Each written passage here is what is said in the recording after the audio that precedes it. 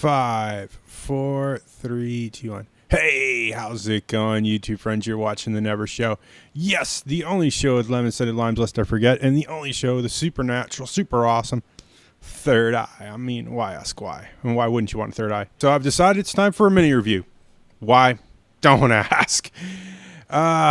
With the way the world is going right now, more movie reviews are better, and you really don't want to know what I think. There's a lot of problems going on, and it's just not fun. So let's get into this movie.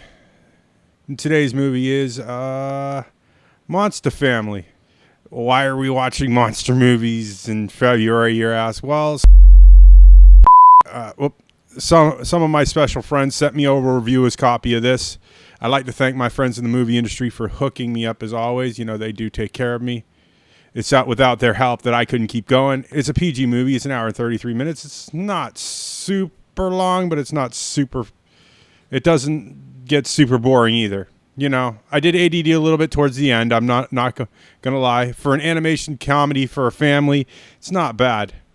You know, it's a solid 5 out of 10 on IMDb, and it's 33% on Rotten Tomatoes. It's a 40-ish. You know, it's not bad.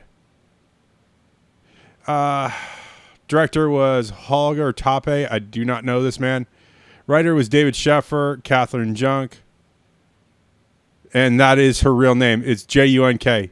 I'm not lying. If this is a problem with this, I'm really sorry. It's based on a book by David Sheffer. I don't know what book he wrote, and it's not listed in any of the credits or anything.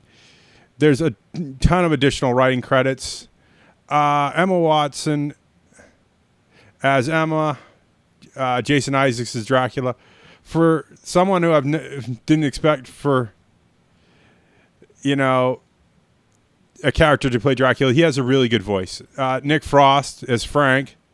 Although Nick Frost doesn't have to say much. He kind of repeats a few lines. I guess they threw him in for, you know, his witty repartee. But I just feel like he was underutilized in this movie. Jessica Brown Findlay as Faye. Cecilina Ermi as Shireen. Kathleen Tate as Baba Yaga. Ethan Rhodes as Max. Edwin Bailey as Renfield. And I'm not going to cover the rest of the cast because those are the basic characters. My biggest problem is they're based in either New York or LA, and the English accents do mess up. They do. I don't think anybody goes, wait, these guys live in Boston and they have an English accent. You know, it's one of those things that makes you it's kind of confusing. And it's really awkward, just to say the least. It's not a bad movie. It's not a spectacularly great movie either, but it's a great distraction from it all. The Wishbone family seems to be quite interesting, and their little costume snafu that leads them to this is kind of interesting as well, and it's well written. Production companies were Ambient Entertainment, United Entertainment, Mac Media, Argent, Timeless Films, Rothridge Cartoon Film Animation, and our distributor here in the good old U.S. of America was Viva Pictures. Not a lot of things here. There's no special effects here, and they didn't really cover a lot of that. I don't know why, so I can't really say that. And then I don't want to read the extra stuff because there was a lot of post-editing on this movie that just didn't make any sense to me. But, hey, what do you get? This is what you get when you get, you know, movies for free from your special friends in the movie industry. I would have gotten to this sooner, but I didn't think anybody was really interested in it. But I think what happened here is they released a Halloween film in February. This is what happens when you throw werewolves, mummies, Frankenstein monsters, and vampires at kids in February. If this was in, say, September or October, I think it would have done way better. For a February launch, not so good. And you know, as a movie reviewer, I have to look at this. This is what happens sometimes. And, you know, for what it is and what it isn't, it's a decent movie, and I think it's underrated.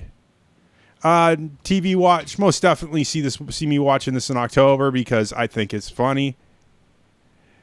I don't see this as a DVD rental, nor theater watch because it's so limited review that I do see this not coming to anywhere near me. And I've actually looked several times for this starting in the beginning of February because I thought, oh, this is an interesting thing. They're going to throw vampires, Frankenstein monsters, and mummies at us, and werewolves in February.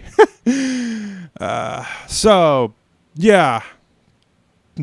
It's kind of a fun thing. It's definitely a good distraction. I definitely see this as a red box rental for most parents. If not, TV, definitely catch it when it comes to TV. I just think that's all I'm going to have to say about this.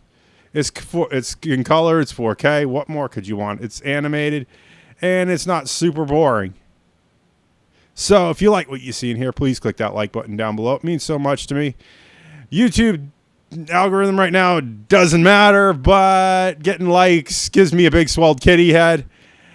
Make sure that you comment in the comment section. All comments are 100% guaranteed response. Tell me your realities, your fan fictions, your tales of ennui, your tales of yay, anything you want. I'm listening. I'm here. If you want to keep it private, make sure you put the hashtag private in it, and I will still respond to you. You just won't get posted in the video. But I don't think that's what you want because we're starting to see that tail off a little bit.